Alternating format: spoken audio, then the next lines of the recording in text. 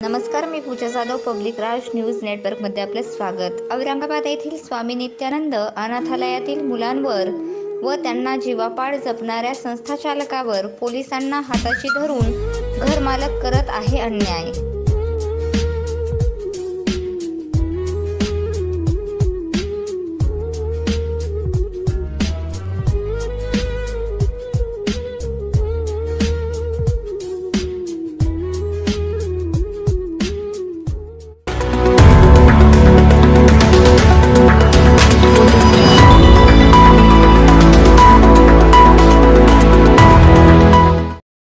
पाटील, मी प्रज्ञाश्री शिक्षण संस्थेचा संचालक आहे. अध्यक्ष म्हणून गेल्या 25 वर्षापासून काम करतो.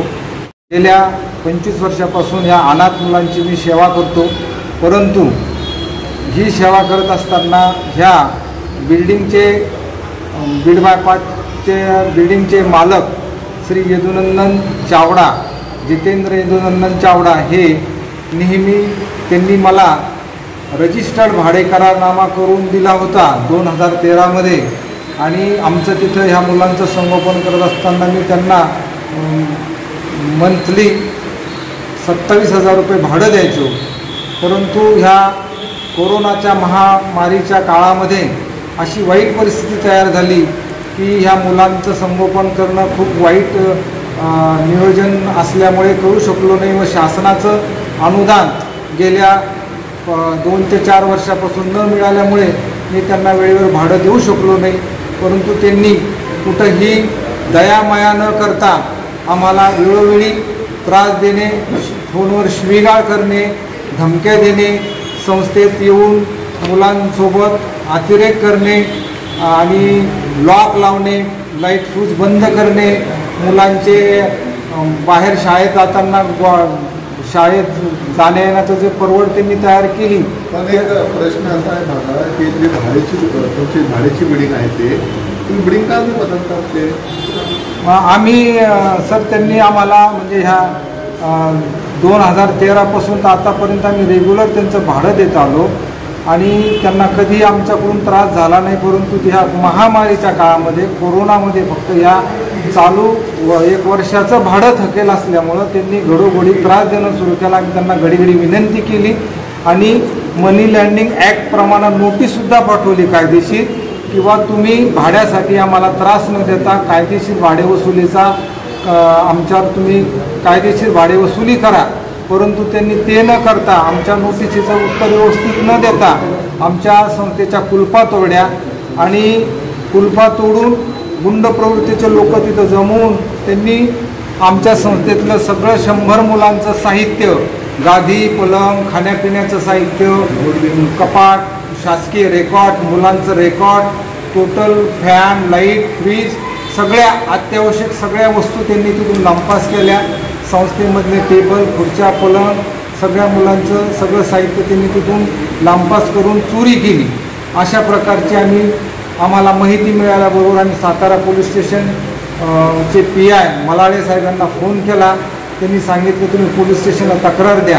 आम्ही पोलीस स्टेशनला तक्रार दिली असता त्यांनी त्या तक्रारीमध्ये आम्हाला कुठंही मदत केली नाही. आमचे फक्त जॉब नोंद करून घेतले आणि आम्हाला त्यांनी तर स्वतः सांगितलं मी कुठलाही भाडे करारनामा करून दे नाही. परंतु माझ्याकडे रजिस्टर्ड भाडे करारनामा असतानासुद्धा 2017ला तुमचा भाडे करारनामा संपला असं म्हणून आम्हाला उडाउडीचे उत्तरं दिले आणि अव्वाच्या सव्वा पैशाची रक्कम घेऊन पोलिसांनी चावडा यांच्याकडून मोठी पैशाची रक्कम घेतली. त्यांच्या बाजूला इन्व्हेस्टिगेशन देऊन आम्हाला पत्र पाठवलं की ह्या इथं तुमची संस्था नव्हती, तुमच्या संस्थेचं कुठलंही सामान चोरी गेलेलं नाही आणि तुमची संस्था तिथं कार्यरत नव्हती. परंतु आमची संस्था कार्यरत होती. त्याचा आमच्याकडं कलेक्टरच्या व्हिजिट, महिला बाल कल्याण समितीच्या व्हिजिट, महिला बाल कल्याण ऑफिसच्या व्हिजिट, ज्या डिपार्टमेंटचं याच्यावर नियंत्रण आहे यांच्या घडोघडी आमच्या टोटल रेकॉर्डवर यांच्या व्हिजिट आहे.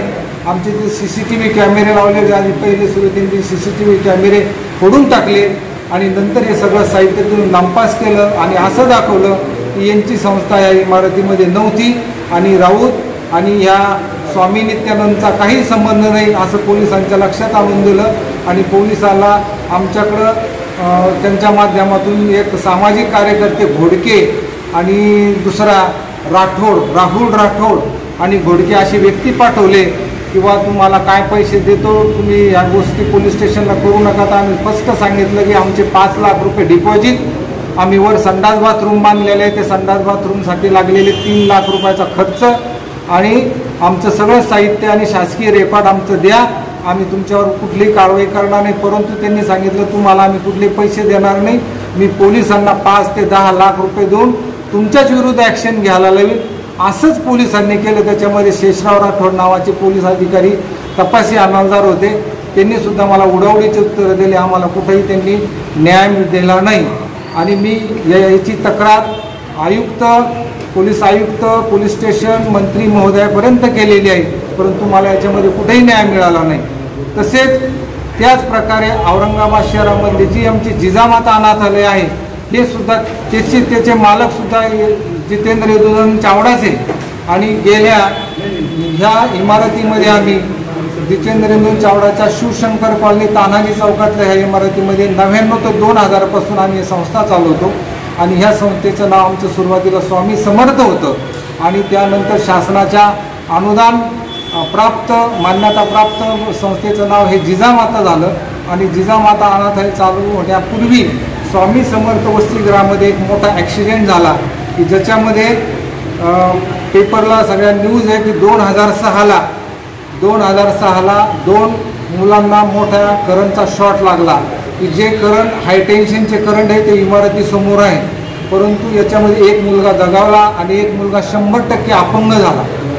आणि त्यावेळेस ह्या घरमालकाकडून मला कुठलाही डॉक्युमेंट नव्हता, परंतु पोलिसांनी इंटिमेशनमध्ये ज्यावेळेस त्यांची चौकशी केली की ही इमारत अगोदर की MSEBची लाईन अगोदर, त्यावेळेस ही MSEBची लाईन अगोदर होती. तर त्यावेळेस त्यांना विचारलं गेलं किंवा तुम्ही परमिशन घेतली होती का, तर ह्या इमारतीला बांधकाम परमिशन नाही, MSEBची परमिशन नाही. त्यावेळेस खूप अडचणी तयार झाल्या. त्या अडचणीमध्ये त्यांनी मला एक विनामूल्य यदुनंदन चावडा स्मरणार्थ अनाथ मुलांना राहण्यासाठी विनामूल्य भाडेकरारनामा सुरुवातीला करून दिला. आणि हा विनामूल्य भाडेकरारनामा करून सुद्धा माझ्या उपजीविकेसाठी तुम्ही आम्हाला रोज 100 रुपये म्हणून दर महिन्याला 3000 रुपये दर महिन्याला 3000 रुपये द्यायचे. आणि ते 3000 रुपये आम्ही त्याला कंटिन्यू देत होतो. परंतु ते पैसे देताना आम्ही आमच्या रेकॉर्डवरून न देता तो फक्त तो कॅश स्वरूपात घ्यायचा, त्याच्यामुळे त्याचा रेकॉर्ड नाही. ह्या इमारतीचं त्या वर्षापासून मी स्वतः संस्थेच्या अकाउंटमध्ये शासनाचा टॅक्स भरतो, इमारतीचा टॅक्स भरतो, लाईट बिल मीच भरतो. आणि मुलांचं संगोपन सगळं मी करत असताना हा माणूस घडी टेरेसवर येऊन मला दारू पिऊ द्या, मला पत्ते खेळू द्या, ह्या प्रकारे त्यांनी केलं. याच्याबद्दल सुद्धा मी माननीय आयुक्त, माननीय मंत्री महोदय, माननीय सगळ्या मानवाधिकार आणि बाल हक्क आयोग यांच्यापर्यंत तक्रारी केलेली, परंतु माझ्या तक्रारीची कोणीही दखल घेतलेली नाही.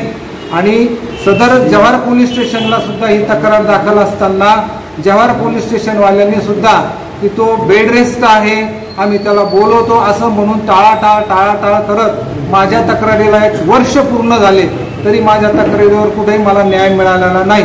परंतु तो आज तो माणूस गुंड प्रवृत्तीचा असून माझ्या संस्थेमध्ये आज सध्या चुकीचे माणसं, गुंड प्रवृत्तीचे माणसापासून मला त्रास देत आहे. आणि त्याच्यापासून माझ्या मुलांना व माझ्या कुटुंबाला सुद्धा त्रास आहे.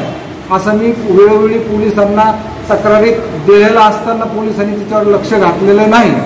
परंतु त्यांनी जसं सातारा पोलीस स्टेशनच्या माध्यमामध्ये केलं किंवा मी पैसे देऊन पोलीस प्रशासनाला पैसे देऊन माझ्यासारखं करून घेईल ह्या हेतूने त्यांनी सुद्धा इथं जव्हार पोलीस स्टेशनच्या अंतर्गत येणारे जे DCP आहे त्यांना तक्रार दिली. आणि त्या तक्रारीत म्हणलं की हे लोक आमच्या इमारतीमध्ये चुकून घुसले आणि माझी इमारत बळकावण्याचा प्रयत्न करत आहे, परंतु आम्ही कुठेही त्यांच्या इमारतीमध्ये चुकून घुसलेलो नाही. त्यावेळेस आमच्या संस्था इथं सुरू झाली त्यावेळेस आमच्याकडं माजी खासदार उत्तमसिंग पवार, ह्या वार्डाचे नगरसेविका काथार मॅडम, कुमावत साहेब यांनी स्वतः येऊन रेबिन फीत कापून आमच्या बालगृहाचं त्यावेळेस तुमचं उद्घाटन केलं, त्याच्यामुळं आम्ही काही चोर किंवा जबरदस्ती घुसणारी मंडळी नाही. आमची ही संस्था आहे आणि अर्फन संस्था आहे. या अर्फन संस्थेला समाजातून प्रत्येक व्यक्ती काही ना काही दान म्हणून देतो. दानावर ही संस्था चालते. कोणी लाईट बिल भरतं, कोणी धान्य आणून देतं. अशा प्रकारे दानावर चालणाऱ्या संस्थेला हा कुकृत्य करणारा चावडा नेहमी आम्हाला घातक ठरलेला आहे. आणि आज रोजी त्याचे कुकृत्य एवढे वाढले की तो पैशाच्या जोरावर आम्हाला सध्या मानसिक ताण तणाव देऊन आम्ही आजारी पडलेलो आहे. आणि त्याला आज सध्या आम्ही बळी पडलेलो आहे की पोलीस प्रशासन त्याच्या बाजूला पैसे देऊन काम करते. आणि जव्हार पोलीस स्टेशनला सुद्धा मला त्याला त्याच्या विरुद्ध कुठलीही तक्रार न करता, त्याच्या विरुद्ध त्याला कुठलाही समज न देता माझ्या विरोधात आलेली तक्रारीची लगेच दखल घेऊन तुम्ही कागदपत्र द्या, तुमच्याकडे काय पुरावे आहे, तुम्ही ह्या संस्थे बिल्डिंग कशी ताब्यात घेतली त्याचे पुरावे जर तुम्ही दाखवले नाही तर आम्ही तुमच्यावर गुन्हा दाखल करू. अशा प्रकारे आम्हाला पोलीस स्टेशनमधून. तुमचं नाव सांगा. मी दिलीप श्रीहरी राऊत. धन्यवाद.